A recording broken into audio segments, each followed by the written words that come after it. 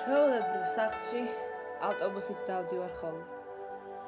როდესაც უნივერსიტეტის კიბებიდან ჩამოდივარ, გაჩერება ხელმარცხნივ დაახლოებით 15 მეტრშია, ხოლო ხელმარჯვნივ 5-7 წუთის სავალზე.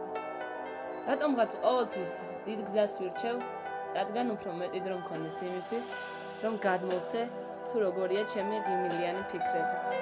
ამ ლექსსაც სწორედ ესე დავარქვა. უბრალოდ ღიმილიანი ფიქრები.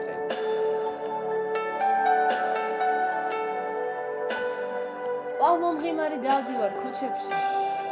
ვერავინ ვერ გრძნობს რა ხდება სულში. არც არავინ ჩანს უბრალო ვიღაც, ვინც პულსის ცემას გამიგებს გულში. ამ დროს ისე მინდა ყველა მიყვარდეს, არ მელანდებოდეს სახე მხოლოდ შენი. მინდა დედამიწა ჩემს სირგლივ ბრუნავდეს და შენ ბრჭყალებში არ გირქვას ჩემი. აფორიაქებას ვერსად გაურბივარ, ვერცამ ცხოვრების უაზრო დინებას, საკუთარ თავთან, მარტო დარჩენის, ყოველთვის მიჭირს გადავჭრა დილემა. მომღიმარი დავდივარ ქუჩებში, უცებ მომინდება რომ ვიჯდე ნავში. მიყვარს ფიქრები, რომლებიც მაწვალებენ და ესე უეცრად ჩნდებიან თავში. სულში შემოიჭრა ჭიანჭველების ბლო, სულ ყველა დალიეს ვენებში სისხლი. კარგი თუ ცუდი, რაც მიკეთებია, ამ ცხოვრებაში ყველაფერს ვიმკი.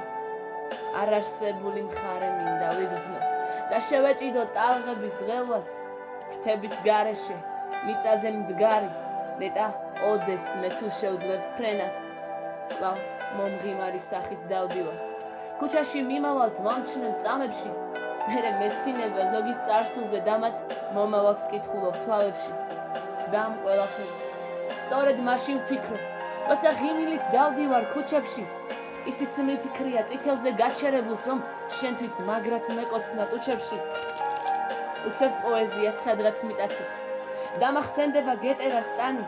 ფიქრობ ამორალურ, ბინძურ თემებზე როგორ განიცდის სწრაფ ორგაზმს ქალი.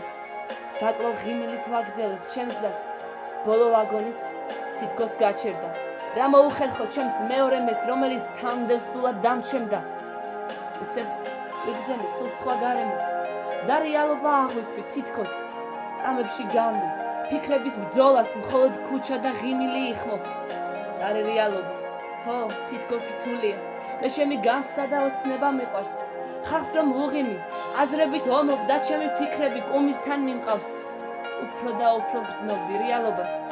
ნაკვერცხებს წარე დაალებ და ნავთი. დავტოვებ ქუჩაში.